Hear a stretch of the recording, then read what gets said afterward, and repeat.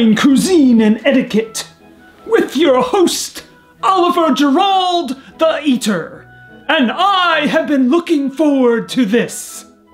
Who better to recount the history of a treasured American institution than someone who chokes the chicken to America's defeat in the 1954 World Cup? That and Iran-Contra are foreplay to me. Oh yes, taste the humiliation. Oh, and my attorney has forced me to read this statement. Some of what follows isn't the objective truth. Your bill comes to 5,687 euros. Oh, I'm sorry, Counselor Biggins. Was I not supposed to read that last part out loud? Well, sausages were mentioned as far back as the 9th century BC in Homer's Odyssey, and the Frankfurter dates back to 1487 in Vienna, Austria. The American heated dog is a lot younger. A pompous upstart amongst established bodies with more culture and history. Not unlike America. In the 19th century, America experienced an epidemic of tiny flapdoodles. So as a means to overcompensate, they created the most phallic symbol since the Washington Monument, though neither, as it turns out, are very edible. And in trademark American fashion, they rectified their small Johnson problem by stealing from more refined Europeans. In this case, they appropriated the official food of the most boring sport on the planet from the same people they nicked the pretzel from. In the 19th century, Germany must have experienced a national mental health crisis because 8 million of them immigrated to your upstart colonial nation. When the Princess of Bavaria claimed she swallowed an entire grand piano made of glass, she was of more sound mind than the Germans who moved to America. In any case, once the Germans experienced their collective psychosis and debased themselves by migrating to the States, they introduced their native cuisine to the filthy colonists, primarily in the colony named after William Penn and the angriest metro area in America, Philadelphia. Though the hot dog likely originated in the so-called city that never sleeps, because barbarous motorists won't shut their Yankee pie holes. No one knows for sure when or why a bread product that looks curiously like a cunny burrow enveloped the hot dog, but I assume the men who created these buns were the early predecessors of Star Wars fans, if you catch my drift. I'm saying they got less action than Catholic priests. In the 1860s, pushcart vendors sold hot dogs in the Bowery section of New York City, and a German baker by the name of Charles Feltman opened up the first Coney Island hot dog stand in 1871. And Coney Island must have the tiniest Johnsons in America because it became one of the epicenters of hot dogs in the colonies. In 1916, a Polish immigrant named Nathan Hanwerker opened a nickel hot dog stand in Coney Island, undercutting his former employer Feltman's by a nickel and putting them out of business shortly thereafter. When it first opened, Nathan's had to counter the negative publicity brought about by Upton Sinclair's The Jungle, which exposed the American meatpacking industry and pushed for disenfranchising everyone under a certain income level. Well, not all of that is strictly speaking accurate, but it's all there, in the subtext. To counter Sinclair's socialist opus, Nathan's arranged for people wearing lab coats to conspicuously enjoy their hot dogs, lending their close approximation of food a sort of medical credence. And their wonderfully duplicitous act worked wonders. Nathan's Famous became one of the most successful proprietors of edible fallacies, with modern-day revenue of $75 million US, 198 corporate and franchise storefronts, and their products can be found in 78,000 locations, including supermarkets, mass merchandisers, and club stores. And the original location still stands at the corner of Surf and Stillwell in Coney Island, which is also home to the perfect encapsulation of America's gluttony and arrogance, the Nathan's Hot Dog Eating Contest, which commenced in 1972, the same year America was embarrassed by Watergate, which to dear old Oliver was like winning your country's Super Bowl. According to legend, the first Nathan's Hot Dog Contest dates back to the company's founding in 1916, when 4 European immigrants supposedly held a debate over who was the most patriotic. And ironically, they settled this figurative dick measuring contest by consuming the most phallic food since the banana. A man named James Mullen supposedly won the impromptu challenge by eating 13 hot dogs in 12 minutes. But that inspirational tale of a patriotic Irishman embracing his adopted country stinks worse than the actual Irish.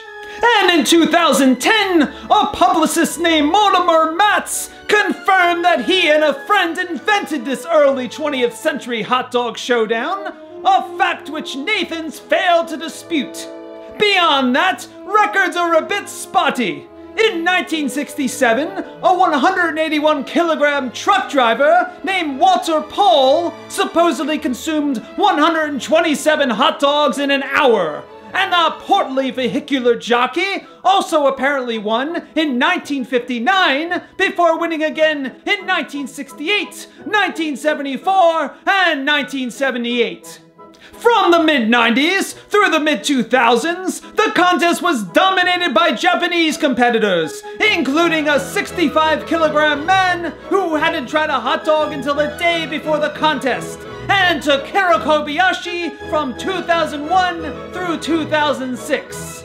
And then in 2007, superstar American glutton Joey Chestnut took over, winning 14 of the next 15 contests, including last year, where he broke his own record with 76 hot dogs and buns in 10 minutes. A shining example for all Americans. But 44 years before Joey Chestnut was born, the humble-heated dog may have helped decide the course of the Second World War. It was August of 1938, global tensions were heating up, and the US had an isolationist foreign policy, which was astounding since they normally love to play the world's traffic warden. Franklin Delano Roosevelt wanted to take a more active role in European affairs, and he'd heard that the King and Queen of America's former benevolent overlords were planning a tour of Canada. FDR extended an invite to King George VI for what would turn out to be the very first visit for the reigning British monarch to their former and, God willing, future colonies. Oh, did I do that thing where I voice my innermost desires out loud? And so in June of 1939, King George VI and Queen Elizabeth soiled their anointed feet by setting foot in America, and our colonial hosts rolled out the figurative red carpet for them with a lavish state dinner and tours of George Washington's tomb and the New York World's Fair. And the Anglo Love Fest ended rather humbly with a trip to FDR's country home in Hyde Park, New York. It's there that Roosevelt played his diplomatic trump card. You see, attitudes towards Great Britain were still frosty in the United States, partially as a result of what they saw as the UK dragging them into World War I. So Roosevelt sought to portray his blue-blooded British guests as ordinary people, which they absolutely were not. Compared to the King and Queen, the only thing blue about Roosevelt was his collar. But to try and fool his gullible constituents, FDR served the King and Queen the most quintessential of American foods, hot dogs. Clearly taken aback, the Queen asked the First Lady how she was to eat this prototypical peasant food before asking for a fork and knife. The King, however, enthusiastically went to town and even asked for seconds. The American press lapped up the so-called hot dog summit, and Roosevelt succeeded in hoodwinking the naive muppets in your country who suddenly had a more human view of the royal family. When war broke out in Europe a mere 3 months later, Roosevelt was able to convince Congress to provide diplomatic and financial aid to the British without technically breaking America's neutrality. All thanks to the hot dog summit. Of course, I'd be remiss to not mention America's best-selling hot dog proprietor, Oscar Mayer. Its namesake, Oscar F. Mayer, arrived in the colonies in 1873 from where else? Deutschland!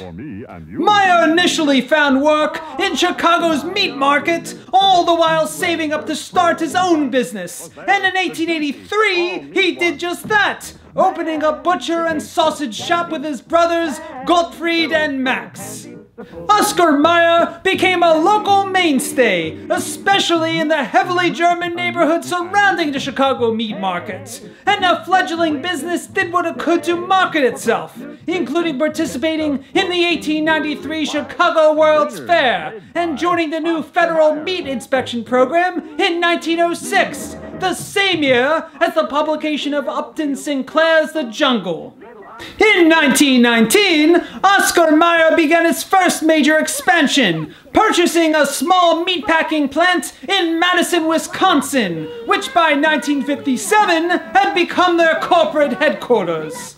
But before that, Oscar Mayer answered the eternal question, how does one forever preempt any and all feelings of penis envy? With the Wienermobile, which began its national overcompensation campaign in 1936. The company claims it was to lift spirits during the Great Depression, but we know better. Like most hot dog ventures, it all comes back to the almighty Johnson. In 1963, the company debuted its famous jingle, which I believe went something like this. Oh, I wish I had a lot more money. That is what I'd truly like to do. For if I had a lot more money, then I wouldn't have to look at all of you. In the year of our Lord 2017, Nathan's announced a deal to become the official hot dog of Major League Baseball, the first such arrangement. While Nathan's was previously intertwined with the Marlins, Mets, Yankees, and Cardinals, and they were the official beef frank of the Reds, this was the first official hot dog of America's pastime, though these cylindrical tubes of sodium nitrates have been a mainstay of baseball stadiums since the late 19th century. And dear God, just seeing a picture of baseball is boring me to tears. I need to watch a more thrilling sporting event to get my juices flowing. Played against Chelsea. City won 3-1 at Stamford Bridge, but at 0-0 he picked up a back pass and gave... Sublime! So how did hot dogs become so indelibly linked with baseball? Well, other than my go-to answer that everyone in America is mentally ill, it would seem that clever marketing helped propel the hot dog into baseball lore. According to one story, in the late 19th century, the St. Louis Browns owner, who also ran a bar, paired hot dogs with his beer, while others claim that Harry Stevens, a concessionaire at the New York Giants baseball stadium, first introduced hot dogs to baseball events.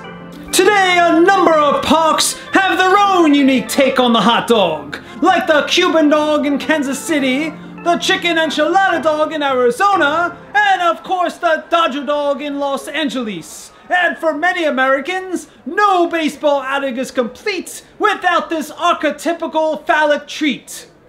This year, baseball fans are expected to consume more than 19 million hot dogs and more than 5 million sausages at ballparks. And that seems like a good place to conclude my look at America's favorite stick of kinda sorta meat. Be sure to show your appreciation for my efforts with a like.